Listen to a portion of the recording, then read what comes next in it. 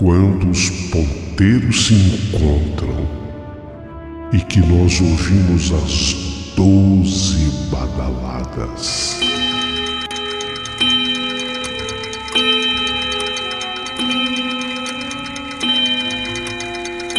A hora que se anuncia é meia-noite. Uma hora em que tudo pode acontecer, inclusive nada. Mas hoje, muitos acontecimentos. Vamos à história de hoje.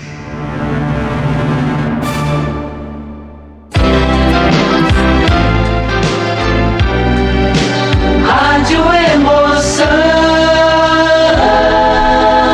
Paulinho Boa Pessoa. A verdade de cada um.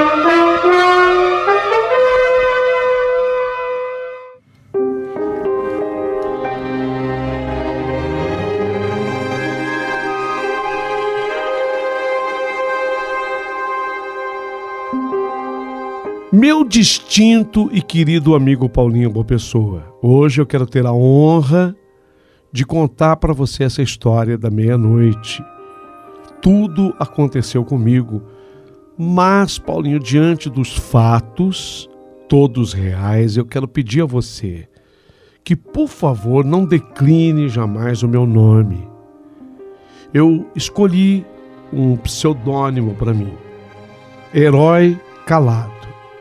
Eu quero ser chamado exatamente assim.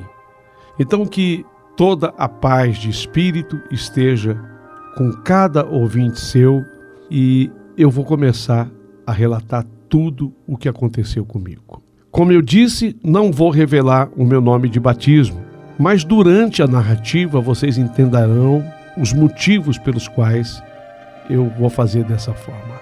Minha história, acho que dentro do possível até que vai ser rápida, bem resumida, porque eu não sou lá muito bom com as palavras.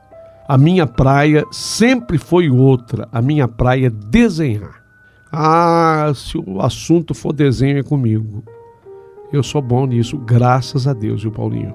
Foi exatamente por ser bom de desenho que eu me tornei tatuador. Desenhar é um dos meus talentos. Mas antes de eu falar sobre mim, eu preciso voltar a falar sobre o nome com o qual eu me apresentei, né?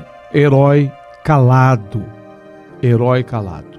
É que um dia eu tentei ser herói. Foi exatamente com esse pensamento que eu acabei me tornando um herói triste, retraído e calado. Eu vou explicar. Quando eu era jovem, eu tinha exatamente 20 anos, eu vivia uma fase de rebeldia na minha vida e de muita agressividade. Não, eu não posso me culpar, porque eu era muito jovem e certamente um ingênuo. 20 anos, mas eu não era maduro, a cabeça não tinha amadurecido. Eu não sabia e nem percebia muita coisa. Eu era apenas uma árvore jovem, aprendendo a ser forte o bastante para suportar as tempestades. Acreditava em tudo que eu escutava na televisão, no rádio. Aqueles comunicadores do rádio, eles falavam, eu acreditava em tudo. Especialmente eu acreditava naqueles que faziam os programas violentos. E eu acreditava naqueles comunicadores, eu ficava com raiva dos bandidos. Eles xingavam os bandidos, eu xingava junto. Sabe, eu fui criado dentro dessa ideia de odiar o bandido, sabe, Paulinho? Aí eu entrei, foi mais ou menos com 18 para 19 anos, eu entrei nos treinos de Muay Thai e Jiu-Jitsu. Eu adorava isso, porque na época isso tudo acabou me trazendo um corpo forte e atlético, somadas ao meu amor pelo desenho, as artes marciais, formavam o meu refúgio pessoal. Eu era um cracão, sabe, nessas artes marciais. Muay Thai e Jiu-Jitsu. Eu fiquei bom nisso. Num certo dia, eu estava ainda com o kimono. Era fim de tarde, um fim de tarde nebuloso, um fim de tarde cinzento. Eu estava voltando a sair da academia, eu nem tirei o kimono, pra você ter uma ideia. Eu estava indo embora para casa com o kimono. E de repente eu vi uma movimentação estranha numa das ruas pela qual eu passava, na volta da academia. Demorou um pouquinho para eu me dar conta de que alguém estava sendo perseguido. 2 homens acima do peso, 2 homens gordos, corriam atrás de um bem magrelo, mas magrelo mesmo. Esse magrelo era rápido, lépido. E uma mulher gritava enquanto todos olhavam aquela perseguição que parecia estar com o perseguido em desvantagem. E o magrinho correndo na frente. E 3, né? A mulher e os 2 gordinhos atrás. Mas eles não iam chegar. Não iam chegar porque o magrinho era bem rápido. Só que a mulher gritava, e a mulher gritava: pega ladrão, safado! Pega ladrão, safado! Eu ainda tô pagando meu celular! Pega ladrão, safado, eu ainda tô pagando meu celular! E eu decidi agir. Quando eu escutei os gritos da mulher, com aquela formação que eu recebia, raiva de ladrão, raiva de bandido, sabe? Eu decidi agir. A raiva, ela tomou conta de mim. E eu me lembrei daqueles noticiários, daquelas comunicações que eu ficava ouvindo.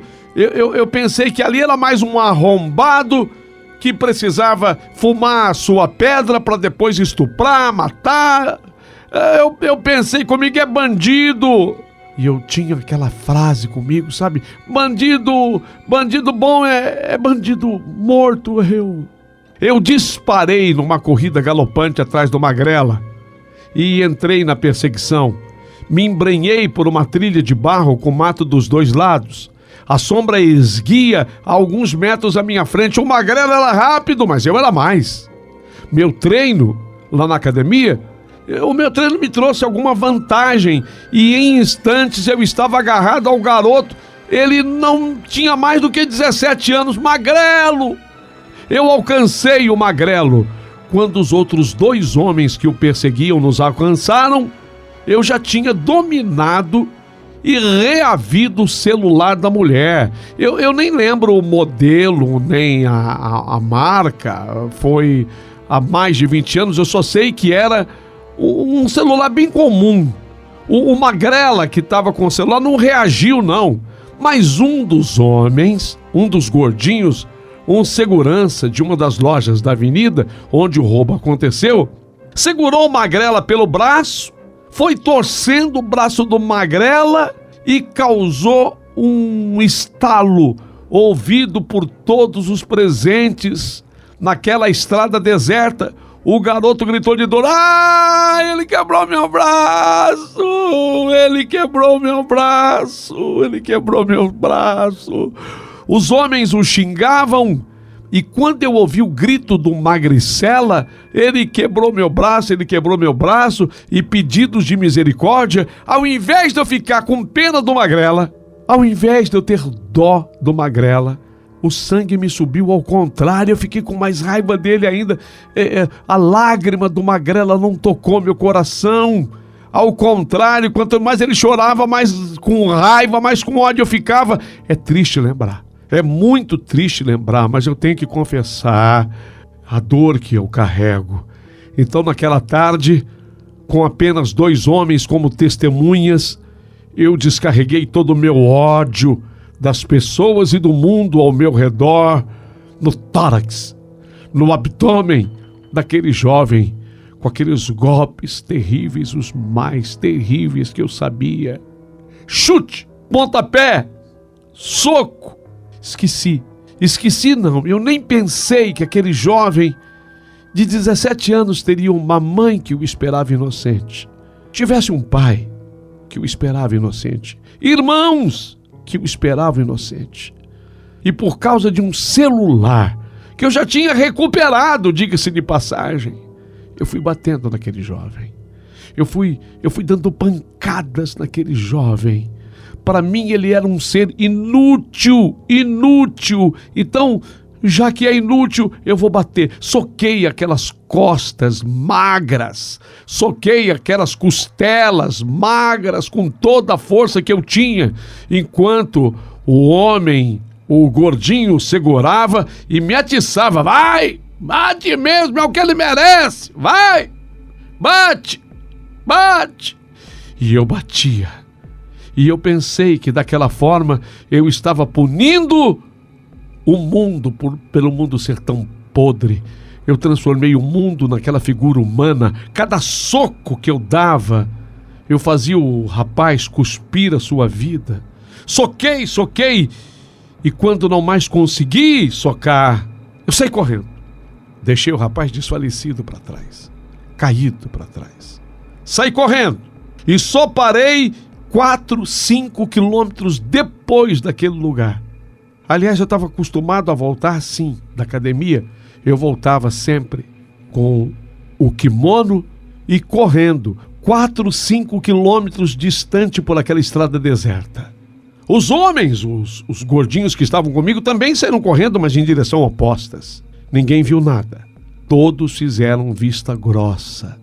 Acharam certo. Mas depois em casa, na minha casa, não foi no mesmo dia, mais ou menos uns 3 dias depois, pelos mesmos canais que eu assistia, TV, ouvia, rádio, eu fiquei sabendo que aquele rapaz tinha 17 anos e ele não havia resistido à agressão sofrida.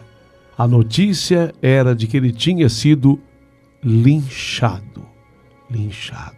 Pelos ferimentos sofridos por ele, se achava que muita gente tivesse batido nele. Não fui eu. Não foi apenas eu. Eu e os 2 gordinhos. Meu Deus, o rapaz tinha morrido. Tinha falecido. De acordo ainda com a notícia, costelas quebradas, pulmões perfurados, o sangue que ele espirrou pela boca e pelo nariz não poderiam mesmo ter significado outra coisa. O rapaz havia morrido. Isso me destruiu. E isso me persegue até os dias de hoje. Esse é o ponto. Você que está me ouvindo, você que está me acompanhando, sabe, foi a partir desse dia que a minha vida mudou por completo. Foi nesse dia que eu passei a temer a escuridão. Porque naquela noite, quando eu fiquei sabendo que o rapaz tinha morrido, naquela noite em que eu me tornei, porque só me tornei um assassino a partir do momento que eu fiquei sabendo que eu tinha matado o rapaz.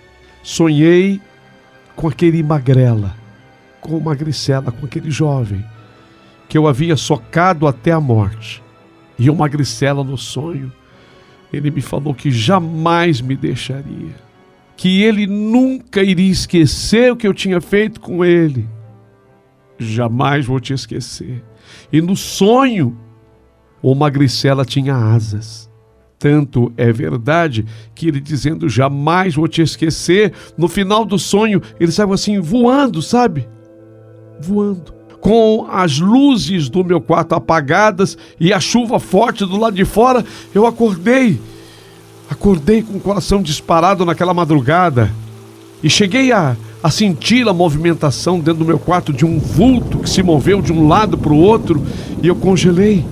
Não ousei me dirigir a nenhum ser divino, porque na época eu não acreditava em Deus. Mas quando eu olhei assim com frieza, o escuro total do quarto, olhei por minutos, eu vi em estado imóvel e concentrado, eu divisei aquela coisa magra com aquelas asas.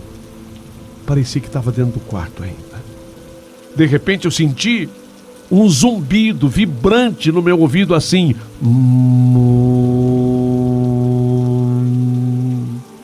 Sabe, eu senti, aí já acordado, eu não estava sonhando mais, um zumbido no meu ouvido assim.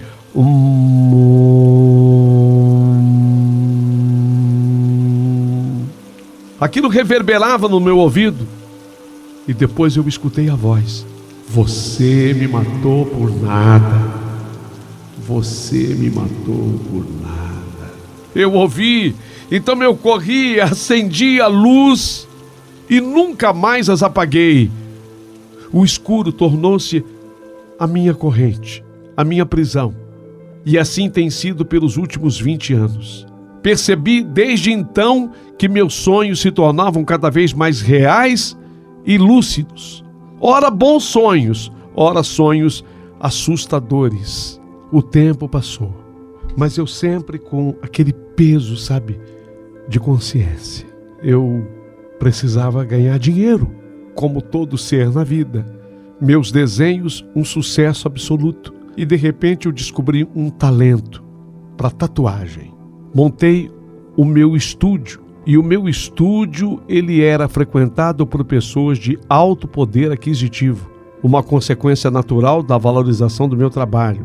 Você sabe que existem preços variados de estúdio para estúdio, mas o meu desenho, pela precisão, pelo colorido, eu consegui um diferencial de custo maior. E eu ganhava um pouquinho mais, sabe? De repente, no meu estúdio, o tempo que vai passando, eu vou mantendo a minha vida, mas aquilo sempre na minha consciência. 20 anos depois, na verdade, um pouquinho mais, 21 anos, que tudo aconteceu na minha vida, eu estava com 20, eu estava agora com 41 anos. Tive um agendamento para a aplicação de um trabalho realista no fechamento das costas, com uma primeira tatuagem que eu iria conhecer aquele rapaz de nome Diogo. Nos identificamos com facilidade. E em meia hora de conversa com o Diogo, eu já sabia o que ele desejava e eu sabia como iria executar. Diogo era muito simpático e o respeito que ele demonstrava para qualquer assunto que se referisse à arte me fizeram desistir de dissuadi-lo de um trabalho tão grande. Ele queria uma tatuagem que fechasse todas as costas. E essa tatuagem era diferente, sabe? Ele queria assim uma montanha nas costas dele. E lá no alto da montanha ele queria uma casinha. Era um desenho lindo, lindo. Eu coloquei no papel, eu fiz no papel, só que eu alertei. Falei, olha, ô Diogo, é um trabalho que vai demandar horas. Você sabe que cada sessão com você, eu estou prevendo aqui, sem exagero, estou prevendo umas 15 horas. Você sabe que incomoda, tem um pouquinho de sangramento, tem um pouquinho de dor.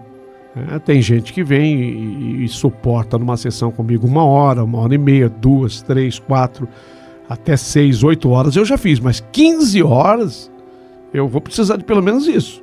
Você está disposto? Pô, eu estou disposto. E você quer mesmo essa casinha lá no alto da montanha, assim? Isso tem um significado para você? Porque eu vou te contar, para chegar nela numa sessão só, você vai sofrer pra caramba.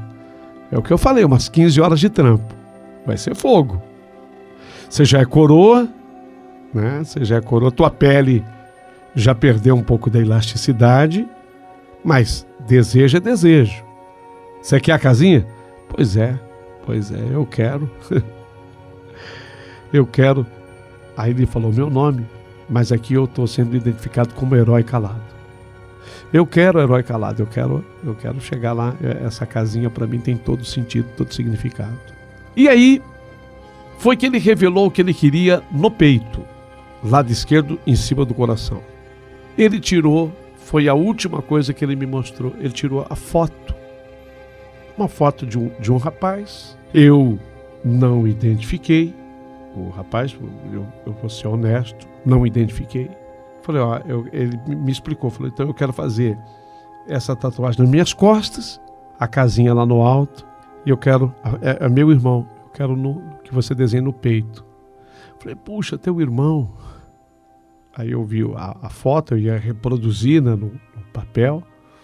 A foto, ela seria feita depois, a imagem do irmão no peito. Só que a conversa terminou por aí, marcamos e eu comecei a fazer nas sessões o trabalho das costas. E eu evitava tocar, não que fosse consciente da minha parte, mas eu não tocava no assunto do irmão. Eu sabia que aquilo era uma questão muito pessoal, muito particular do Diogo, que me parecia ser um excelente cliente. E eu fui terminando o trabalho das costas deles depois de 6 sessões demoradíssimas. sessões longas, aonde o trabalho rápido daquela agulha fazia gotejar sangue da pele dele. Olha, foi um sofrimento. Aí nós fomos trabalhar na foto do irmão.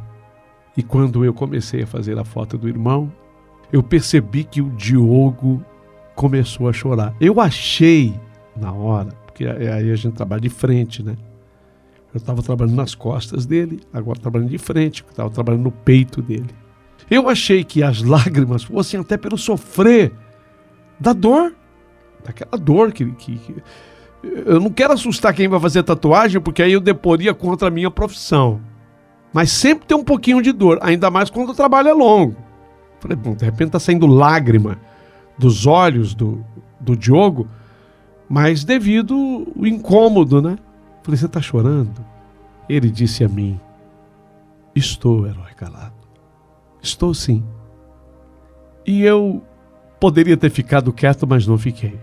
Por quê? Porque meu irmão que você está colocando no meu peito, ele nunca, na verdade, saiu do meu coração. Meu irmão morreu. Não diga. E faz tempo? Ah, meu irmão morreu. Ele tinha 17 anos. Quando ele falou 17 anos, eu me lembrei daqueles fatos terríveis acontecidos lá na minha juventude. Nossa. Me lembrei assim na hora. Foi uma coisa estranhíssima. E eu, já com medo agora, eu perguntei para o Diogo, morreu como? Ele se viciou em crack. Crack? Nossa, e aí? Aí que ele foi morar na Cracolândia e na época tinha começado essa onda de celular, sabe? E numa ocasião, ele, para poder custear a droga, ele roubou o celular de uma mulher. Quando ele estava falando assim, eu comecei a me apavorar. Falei, não, Senhor, não pode ser. Não pode ser.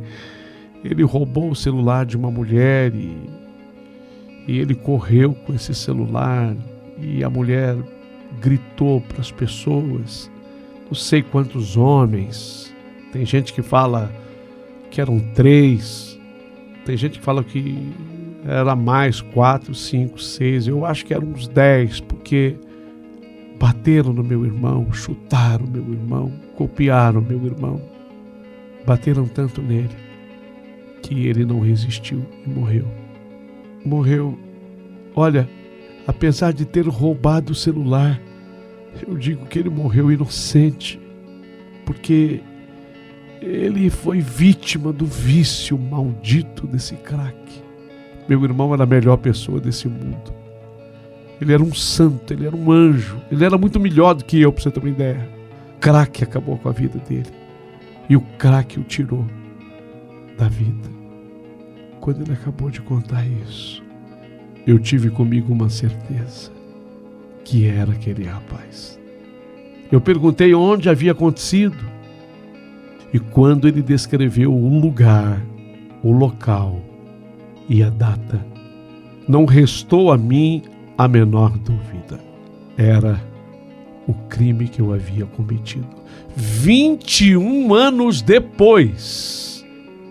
Chorei muito e ele acreditava que pela emoção da história que ele me havia contado, mas eu sofri demais. Aí eu pedi uma explicação da montanha, da casinha lá no alto, e ele disse-me que ele imaginava que o irmão morasse no alto de uma montanha no paraíso e que esperava por ele e que um dia ele também iria para essa casinha, como todos nós iremos um dia. A explicação dele mais me comoveu ainda e mais eu chorei.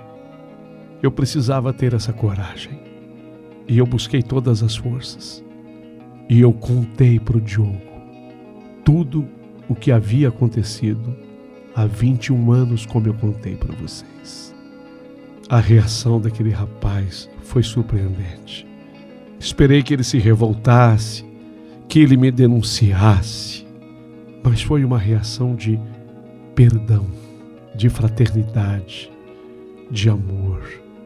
Ele me acolheu, ele me abraçou e isso tanto me comoveu.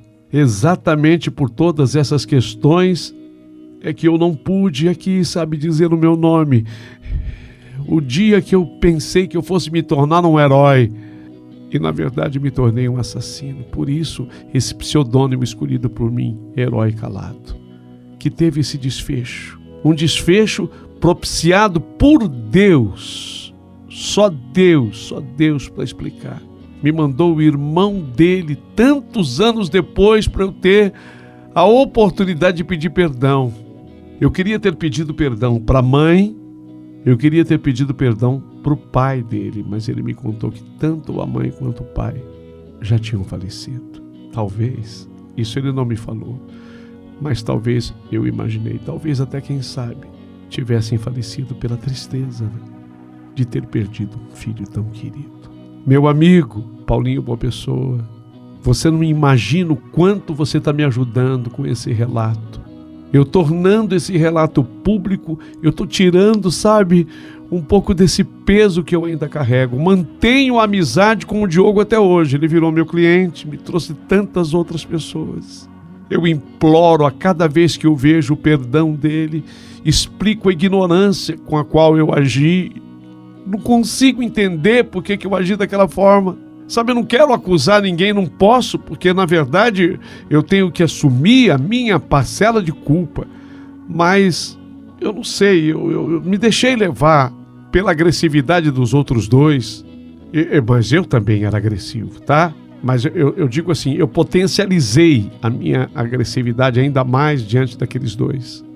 Os programas que... Por isso é que eu digo e fica como alerta, cuidado com o programa que você assiste na televisão, cuidado com o programa que você ouve no rádio, cuidado com aquilo que você vê aqui no YouTube, com aquilo que você vê na internet. Se você vê coisas violentas, você acaba se deixando levar. Muito cuidado. Meu querido amigo, essa é a minha verdadeira história. Por favor, não decline o meu nome, apenas o meu pseudônimo. Herói Calado.